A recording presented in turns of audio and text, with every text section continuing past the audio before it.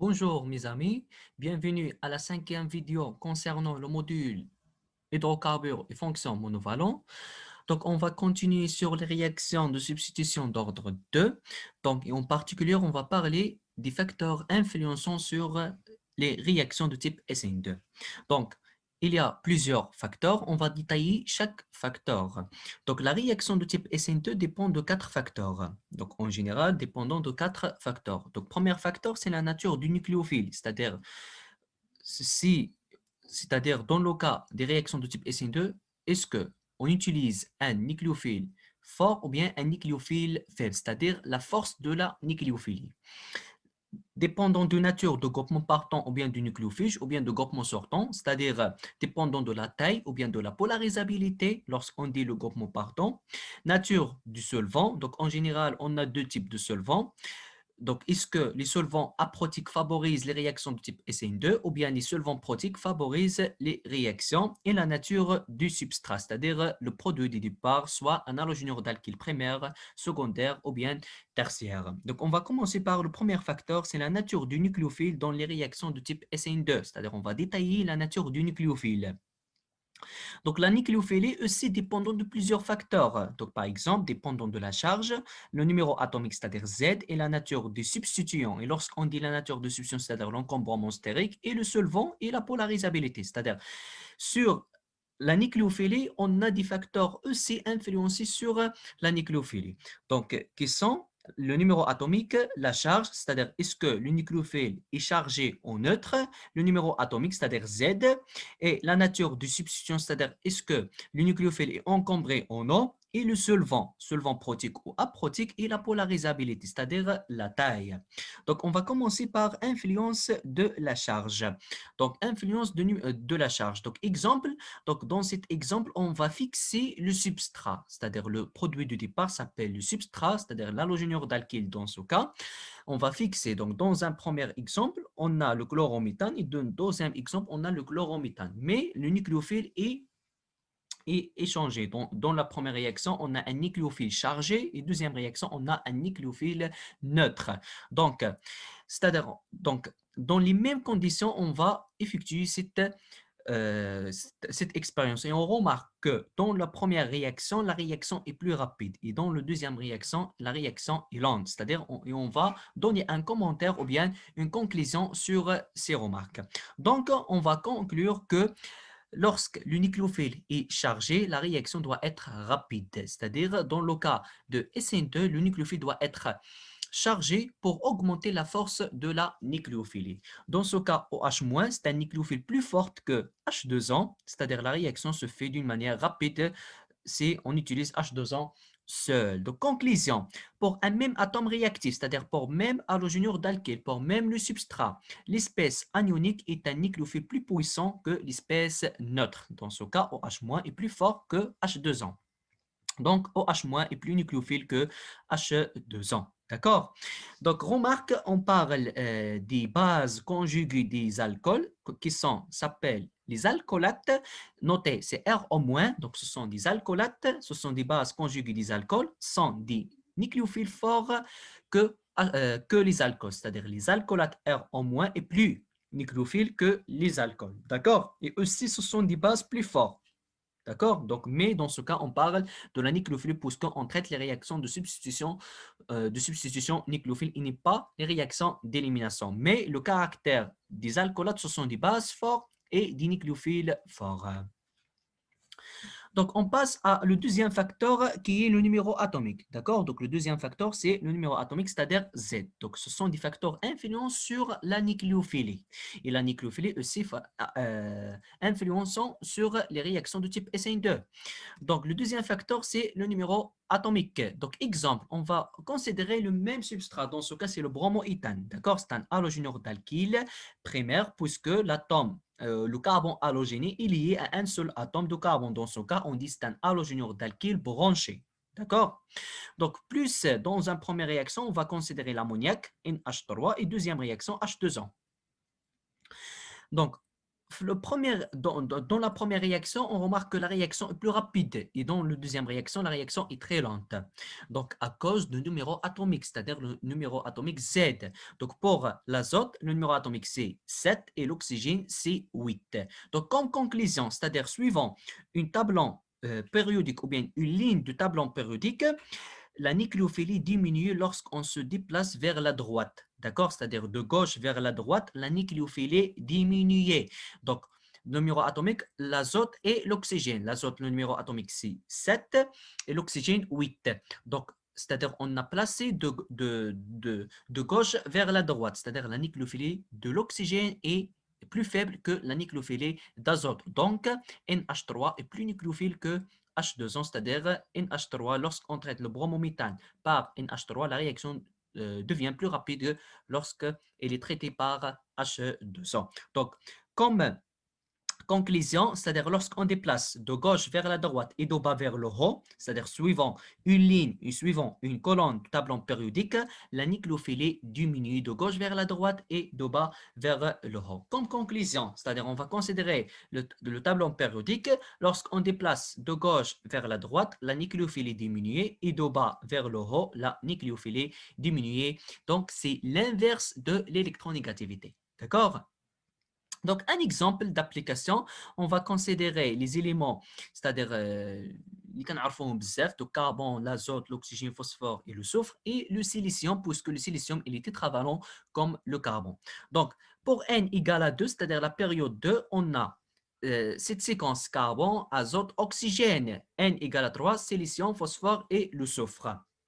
Donc, lorsqu'on déplace de gauche vers la droite et de bas vers le haut, la nucléophilie diminue, c'est-à-dire la nucléophilie d'oxygène est plus faible que d'azote et plus faible que de carbone chargé négatif, d'un carbanion. D'accord? C'est-à-dire le carbanion est plus nucléophile. Carbanion, c'est-à-dire c'est un atome de carbone chargé négatif, et plus nucléophile que l'azote chargé négatif, et plus nucléophile que l'oxygène chargé négatif. Donc, un exemple, on va considérer cette série qui contient H2O, OH- et H2-, c'est-à-dire l'ion amidure. NH2- s'appelle l'ion amidure et l'ammoniac NH3. Et on va classer par ordre de nucléophilie, c'est-à-dire le plus important à le plus faible. Donc, puisque l'azote, donc on a des composés qui contiennent l'azote et l'oxygène, donc c'est-à-dire on va appliquer cette règle, c'est-à-dire lorsqu'on déplace de gauche vers la droite, la nucléophilie diminue, c'est-à-dire la nucléophilie d'oxygène est plus faible que la nucléophilie d'azote. Première des choses. Deuxième des choses, on va appliquer la règle, c'est-à-dire de la charge. Donc, on a conclu que dans le premier facteur qui influence sur la nucléophilie, c'est la charge, c'est-à-dire les espèces chargées plus nucléophiles que les espèces neutres, c'est-à-dire que OH- et NH2- est plus nucléophile que H2O et NH3. Donc, c'est-à-dire le plus nucléophile, les deux, OH- et NH2-. ولكن par هادو بجوج بهم شكون اللي plus nucléophile فيهم c'est NH2- puisque غنابليكي هاد لا ريغل الثانيه c'est-à-dire ملي كندوز من الشمال لليمين et de bas vers le haut, la nucléophilie diminue. Par conséquent, NH2- est plus nucléophile que OH- est plus nucléophile que NH3 est plus nucléophile que H2O. Donc, à retenir, la nucléophilie diminue de bas vers le haut. D'accord? C'est-à-dire, lorsqu'on déplace de bas vers le haut, la nucléophilie diminue et de gauche vers la droite. Donc, suivant une colonne, donc notez bien, suivant une colonne, cette tendance est l'opposé à la basicité, c'est-à-dire suivant une colonne de bas vers le haut, la nucléophilie diminue et de bas vers le haut, la basicité augmente dans ce cas, mais suivant une colonne n'est pas suivant une ligne de tableau périodique. Le troisième facteur, c'est la nature des substituants, c'est-à-dire l'encombrement stérique. D'accord? On va parler, c'est dans ce cas de l'encombrement stérique.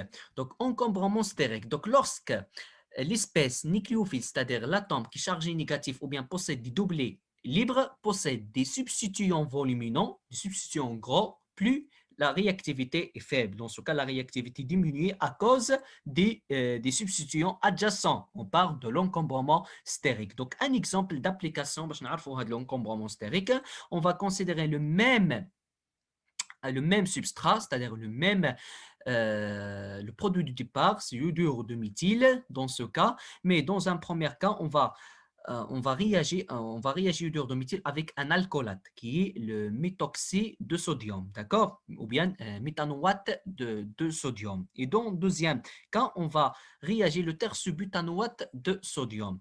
Donc, remarque, c'est-à-dire dans le nucléophile, c'est un nucléophile petit, ou bien l'atome réactif qui est l'oxygène lié à un seul atome de carbone. Dans le premier et deuxième exemple, l'atome plus réactif, l'oxygène, est lié à un atome de carbone, mais il est substitué 3 fois, c'est-à-dire la taille de substitution est plus volumineuse que CH3, c'est-à-dire l'encombrement stérique de ce groupement est plus important que CH3, c'est-à-dire que la nucléophilie dans ce cas de tertiobutanoate de sodium est diminuée par rapport, ou bien est plus faible par rapport à méthanoate de sodium. Donc, dans le premier cas, la réaction est plus rapide et deuxième cas, la réaction est lente, c'est-à-dire l'encombrement stérique influence sur la nucléophilie. Donc, le nucléophile doit être, dans ce cas, soit chargé, soit on va appliquer la règle suivant une colonne et suivant une ligne, ou bien le nucléophile, c'est-à-dire le nucléophile le plus important doit être, n'est pas encombré, c'est-à-dire lié à des substitutions de taille volumineuse. Le quatrième facteur qui influence sur la nucléophilie, c'est le solvant, d'accord? C'est la nature de solvant et la polarisabilité. Donc, on va parler de nature du solvant et la polarisabilité. Donc, en général, on a deux types de solvants, d'accord? On a parlé dans les premières vidéos les types de solvants, donc influence du solvant sur la nucléophilie. Donc, en solution, donc en général, on a deux types de solvants, solvant protique et solvant aprotique, d'accord? Donc, lorsqu'un ion est en solution, c'est-à-dire doit être solvaté, c'est l'électrochimie, d'accord? Donc, c'est l'électrochimie, on a un ion et lorsqu'on a un ion plongé dans un solvant, on a des interactions, c'est-à-dire on a créé un champ électrique, d'accord? C'est QQ' sur 4P epsilon 0 R, le rayon cristallographique, et lorsque R augmente, c'est-à-dire diminue le champ exercé à la surface, doit être diminué et par conséquent, le nombre d'hydratations doit être diminué. Donc, pour avoir un nombre d'hydratations important, c'est-à-dire doit être le rayon cristallographique de l'ion doit être petit, c'est-à-dire l'ion doit être de taille petite. Donc, lorsque l'ion est de taille petite, E est importante, puisque E est importante, le nombre d'hydratation est important et par conséquent, la nucléophilie dans ce cas diminue du point de vue électrochimique. Donc, en solution, les ions et les molécules sont entourés de molécules de solvants. D'accord? C'est le phénomène de solvatation ou bien d'hydratation. Dans ce cas, on dit il est solvaté. En général, la solvatation diminue la nucléophilie, c'est-à-dire la solvatation est influence sur la nucléophilie. La solvatation est d'autant plus importante que l'anion est petit. Donc, l'ion est soit charge positive, soit négative. Dans ce cas, on parle de l'anion puisqu'on parle du nucléophile. إذا كان de taille petite, c'est-à-dire doit être entouré par plusieurs atomes de solvant, d'accord, comme H2O par exemple, c'est un solvant protique, donc doit être entouré par plusieurs atomes de solvant et par conséquent, la nucléophilie doit être diminuée. Alors, plus l'anion est petit, plus la solvatation est importante, plus la nucléophilie diminue, c'est-à-dire la solvatation est diminuée, la nucléophilie. وفوقاش لا سولفاتاسيون كتكون مهمه ملي كيكون عندي ان سولفون بروتيك حنا نقولوا علاش دونك اون فا فوار l'influence des deux types de solvants. On va considérer un solvant polaire protique et un solvant polaire aprotique. Donc, pour la polarité, mais si on parle de nature de solvant protique et aprotique. D'accord?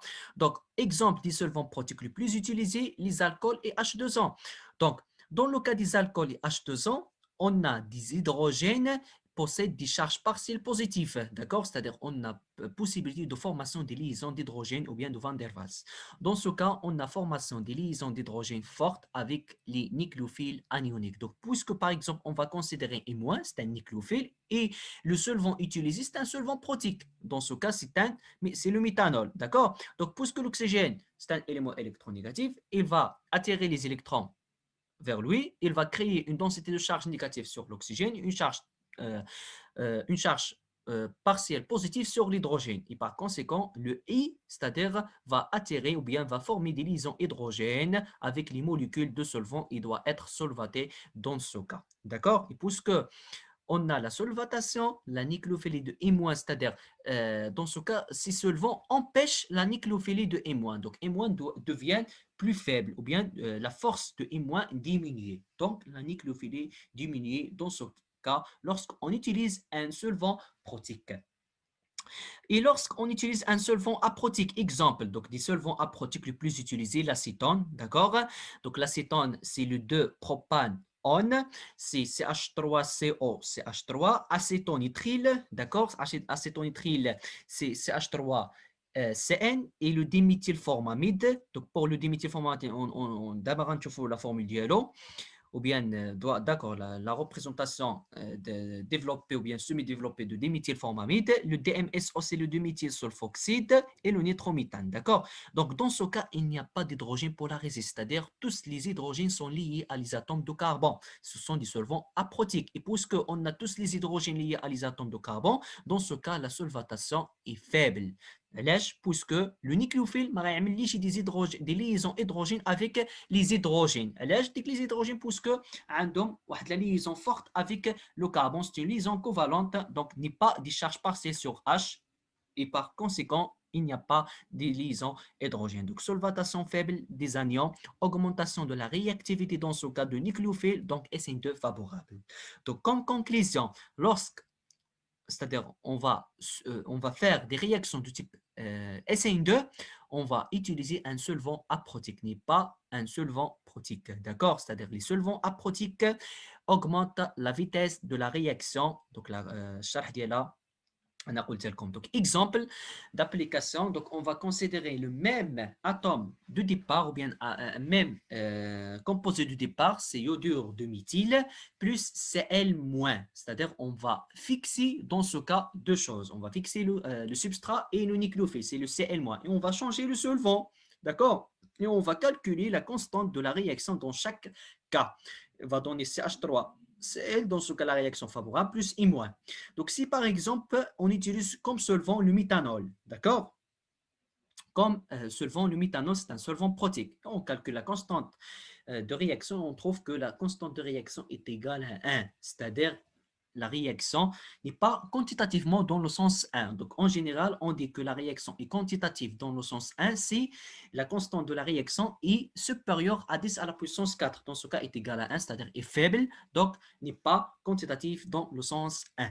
Si le solvant, par exemple, le formamide, c'est un solvant protique EC, donc la constante de la réaction, c'est 1,25, est faible. Donc, si le solvant, c'est le diméthylformamide, dans ce cas, c'est un solvant aprotique, et puisque c'est un solvant aprotique, c'est-à-dire il favorise les réactions de type SN2, on calcule la constante de réaction, et on trouve est égal à 1,2 fois 10 à la puissance 6, c'est-à-dire elle est supérieure à 10 à la puissance 4. Dans ce cas, la réaction est quantitativement dans le sens 1, c'est-à-dire la réaction, ça marche bien lorsqu'on utilise un solvant aprotique, dans ce cas, c'est le diméthylformamide. Le dernier facteur qui influence sur la nucléophilie, c'est la polarisabilité, c'est-à-dire la taille, d'accord? Et la polarisabilité, il est lié à il est lié donc, il est lié, donc on va voir la polarisabilité, c'est-à-dire la taille. D'accord? Donc, plus l'atome nucléophile est gros, c'est-à-dire du volume supérieur, plus volumineux, plus le nuage électronique est diffuse et polarisable. Donc, meilleur recouvrement orbitalaire, dans ce cas, SN2 favorable. Donc, dans ce cas, c'est-à-dire la polarisabilité augmente la nucléophilie. Donc, c'est-à-dire si on a un nucléophile volumineux, la polarisabilité augmente. Pourquoi? Puisqu'on a un meilleur recouvrement orbitalaire, c'est-à-dire il stabilise par orbital dans ce cas. D'accord? Donc, dans ce cas, on a formation de liaisons nucléophiles et électrophiles par stabilisation orbitalaire. D'accord? Donc, un exemple d'application, on va considérer ce composé, d'accord, avec c'est OS de liaison OO, CH3, ça s'appelle le groupement mésylate, d'accord? C'est le groupement mésylate, c'est un bon groupement partant. D'accord, c'est un bon groupement partant, c'est-à-dire les groupements partants, ماشي ضروري يكونوا X, les halogènes دايما Cl-, F-, Br-. Donc, le groupement mésylate, c'est un groupement partant dans ce cas. Et on va réagir ce composé avec X-, c'est un nucléophile. Donc X- peut être Cl-, Br- ou bien I-. Dans ce cas, les deux cas, ou bien peut être OH-, les azalcolates, les thiolates. D'accord? Donc, c'est un nucléophile. Donc, Lorsqu'on utilise comme nucléophile Cl, la réaction est lente. D'accord? Lorsqu'on utilise Br, la réaction est rapide. Lorsqu'on utilise I, est très rapide dans ce cas. Donc, on a la polarisabilité, la taille. C'est-à-dire, lorsqu'on a passé de Cl- à I-, la polarisabilité augmente. La taille de l'atome nucléophile augmente. Et par conséquent, la nucléophilie augmente et la vitesse de la réaction de type SN2 augmente. D'accord? C'est-à-dire que la polarisabilité favorise les réactions de type SN2. Donc, conclusion sur les facteurs influence sur la nucléophilie. Donc, les facteurs influencent sur les réactions de type SN2. Le premier facteur, c'est la nature du nucléophile. Donc, la nature du nucléophile, les facteurs qui attirent la nucléophilie. Donc, 5 les facteurs, la charge, le numéro atomique, la nature de substitution, le solvant et la polarisabilité. Donc, 5 facteurs influencent sur la nucléophilie. Puisque sont influencés sur la nucléophilie, c'est-à-dire ils influencent sur les réactions de type SN2. D'accord? Donc, la nature du groupement partant, du solvant et du substrat. Donc, pour le substrat, il y a des exemples, ce sont des halogénures d'alkyl primaire. Donc, d'abord, une conclusion sur le substrat. Pour le solvant, pour la nucléophilie, on a un solvant aprotique. Aussi, pour la réaction de type SN2, toujours, on utilise des solvants aprotiques. Donc, d'abord, on trouve la nature de groupement partant. D'accord? Donc, quand on trouve la nature de groupement partant, on a une conclusion sur les facteurs influence sur les réactions de type SN2. Donc, la nucléophilie est contrôlée par de nombreux facteurs. D'accord? Donc, premier facteur, la présence d'une charge négative. D'accord? C'est-à-dire, si on a une charge négative portée sur le nucléophile, dans ce cas, la nucléophilie augmente et par conséquence, les réactions du type SN2 augmentent. La progression de gauche à droite sur une ligne de tableau périodique diminue la nucléophilie. C'est-à-dire, lorsqu'on déplace de gauche vers la droite, la nucléophilie diminue. Sur une même colonne de tableau périodique, c'est-à-dire suivant une colonne, suivant une famille. Donc, plus l'élément est gros, meilleur nucléophile. C'est-à-dire, si on a un élément gros de taille volumineuse, c'est-à-dire polarisable, dans ce cas, une bonne nucléophile, ou bien de bas vers le haut, la nucléophilie diminue ou appliquer la règle dialectique. La solvatation par des solvants polaires protiques diminue la nucléophilie. C'est-à-dire, lorsqu'on utilise un solvant protique, la nucléophilie diminue, et puisque la nucléophilie diminue, et par conséquent, SN2 n'est pas favorable. Utilisation des solvants polaires aprotiques augmente la nucléophilie, c'est-à-dire c'est le contraire de solvants protiques, c'est-à-dire les solvants aprotiques favorisent les réactions de type SN2. On passe à le deuxième facteur qui est la nature du nucléofuge dans les réactions de type SN2, c'est-à-dire l'aptitude de groupement partant ou bien le groupement sortant. Donc, il se mesure par l'aptitude de groupement partant à accommoder une charge négative plus volumineuse. C'est-à-dire, si on a un atome, c'est-à-dire capable de capter une charge négative, dans ce cas, c'est un bon groupement partant. D'accord? Donc, si on a un atome capable de capter une charge négative avec une taille plus importante, donc c'est un bon groupement partant. Donc, il est lié à la force d'acidité, c'est-à-dire le plus important, il est lié à la force d'acidité. Donc, on a une règle, c'est-à-dire entre l'acide et le groupement partant. Les bases faibles sont les plus aptes à accommoder une charge négative. C'est-à-dire فوقاش غادي تكون عندك un bon groupement partant ملي كتكون une base faible. C'est-à-dire إذا كانت la base faible pour les acides minéraux, c'est-à-dire comme HCl, HI, pas les acides organiques RCOH pour les acides minéraux, lorsque l'acide est fort, la base conjuguée est faible. D'accord? La base conjuguée est faible. C'est-à-dire lorsqu'on dit HCl, la base conjuguée c'est Cl-, c'est une base faible. C'est un ion spectateur mais qui c'est-à-dire pour le rôle de c'est-à-dire parce qu'il et la neutralité électrique, d'accord? H plus Cl-, c'est-à-dire c'est un ion spectateur. Donc les bases faibles sont les plus aptes à accommoder une charge négative. Les acides correspondants sont forts, bon groupement partant. Donc il faut qu'on ait un bon groupement partant, mais qui connaissent des bases faibles. Parce qu'on les acides faibles sont des bases faibles. Il faut des bases faibles. Il faut qu'on des bases faibles, mais qui connaissent acide fort. C'est-à-dire lorsque pKa est inférieur à 0, c'est-à-dire pKa est inférieur à 0, c'est-à-dire c'est un acide fort, d'accord? Ka, c'est-à-dire puisque Ka on a relation entre pKa et Ka, c'est-à-dire Ka est supérieur à 0. Dans ce cas, c'est un acide fort. Ceci implique que c'est une base faible. Puisque c'est une base faible, c'est un bon groupement partant. D'accord? Donc, donc فوقاش غيكون عندي un bon groupement partant ou bien un bon groupement sortant ملي كيكونوا دي باز فaibles باش تنعرفهم كيعطيني لي فالور دو بي كا ا داكوغ كنقارن لي فالور دو بي كا ا اللي عنده بي كا ا كبيره ستادير كا ا ديالو غتكون صغيره اذا كانت كا ا صغيره ستادير غيكون لاسيد فيبل اذا كان لاسيد فيبل لا باز ماشي بون غروبمون بارتون خصو تكون كا ا كبيره بزاف باش يكون اسيد فور باش يكون باز فيبل باش يكون بون غروبمون بارتون.